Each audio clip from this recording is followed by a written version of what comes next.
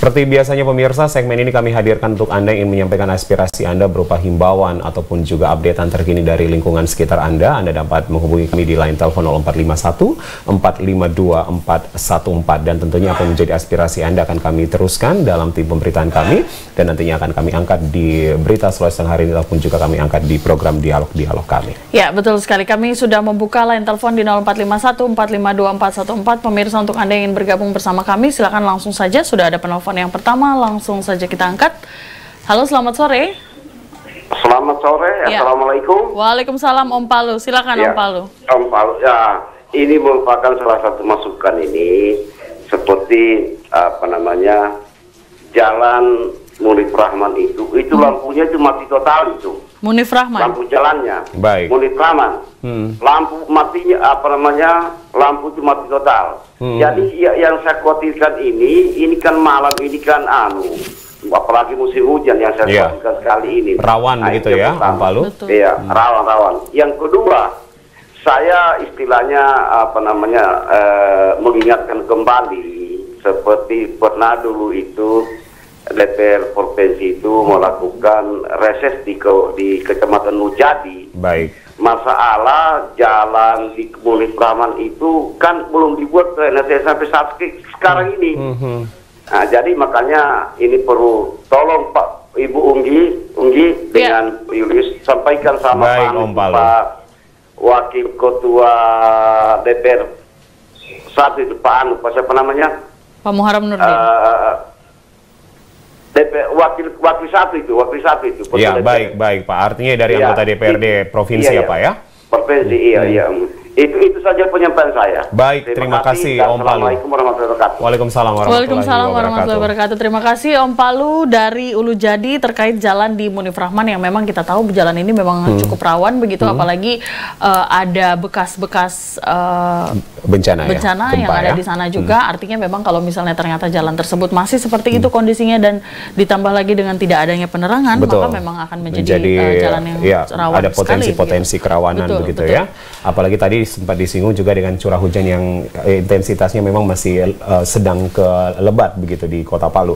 Ya, 0451452414 dan Lungki tadi ada informasi yang cukup artinya tidak diharapkan. Ya, kami tidak mengharapkan begitu, tapi menunjukkan juga bahwa ada 2 orang pasien terkonfirmasi positif, 2 pasien baru COVID-19 dan ini adalah pelaku perjalanan pasangan suami istri dari Makassar, Sulawesi Selatan yang kemudian ditemukan di perbatasan Donggala Palu begitu.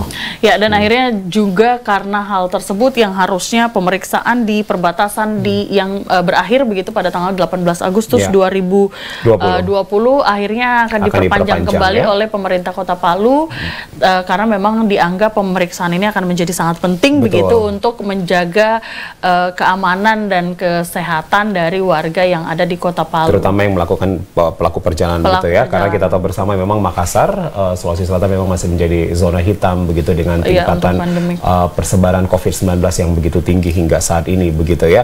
Oke, dan dikabarkan bahwa Pak Sutri ini sudah diamankan begitu di asrama haji ya, tempat isolasi, dan kita berharap semoga ya kita sebenarnya sudah sempat senang begitu ya, bahagia ya, tidak ada penambahan, namun dengan adanya kasus baru 2 positif ini membuat kita harus lebih berhati-hati lagi begitu pemirsa. Betul sekali. Dan kemudian memang pandemi COVID-19 ini walaupun memang di Kota Palu sempat sudah tidak ada kasus begitu, tapi kemudian ternyata masih memberikan efek yang cukup besar terhadap beberapa aspek. Salah satunya adalah pengurusan paspor yang dinyatakan turun hingga 90%. Betul, artinya memang karena banyaknya juga warga atau masyarakat yang belum ingin untuk bepergian, apalagi ke luar negeri begitu ya.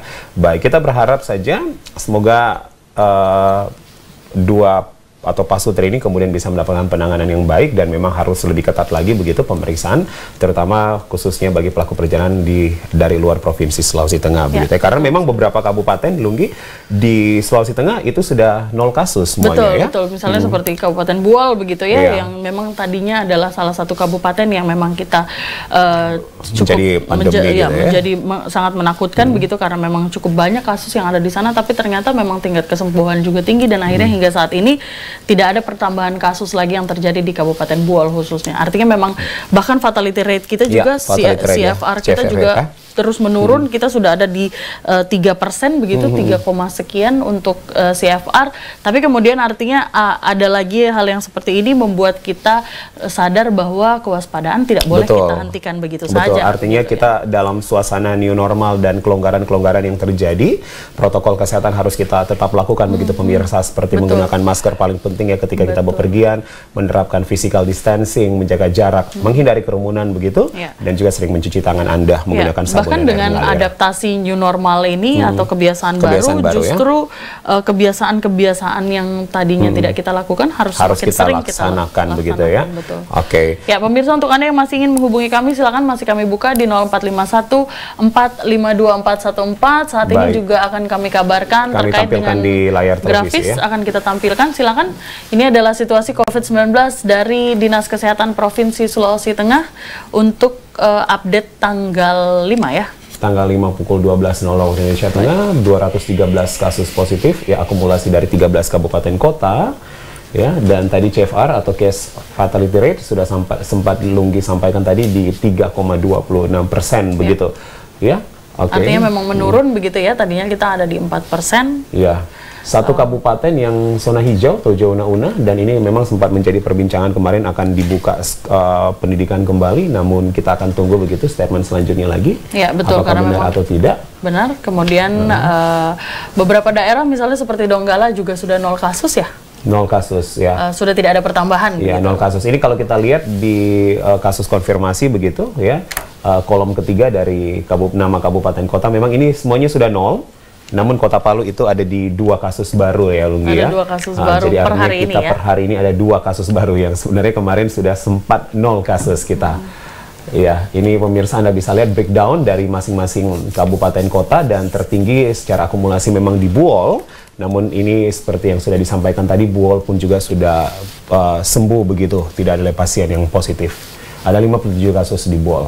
Baik. Ya, pemirsa, dan tadi juga kita sempat menyampaikan informasi bahwa walaupun memang untuk Kota Palu sendiri curah hujan memang sudah menurun begitu, sudah mulai terasa panasnya Kota Palu, namun kemudian memang ada beberapa daerah yang berada di Sulawesi Tengah yang masih harus tetap waspada begitu, karena memang masih ada potensi-potensi longsor, banjir dan lain-lainnya, terutama di curah hujan masih tinggi. Kebun kopi ya, artinya jalur lintas perbatasan begitu ya, atau di Kabupaten Sigeng kita tahu bersama memang sangat rawan dengan banjir ketika intensitasnya pun juga tinggi begitu. Dan kita juga kembali ingin mengingatkan begitu kepada warga untuk melindungi hak pilih kita pada 9 Desember 2020 mendatang, karena memang saat ini tahapan sedang berjalan.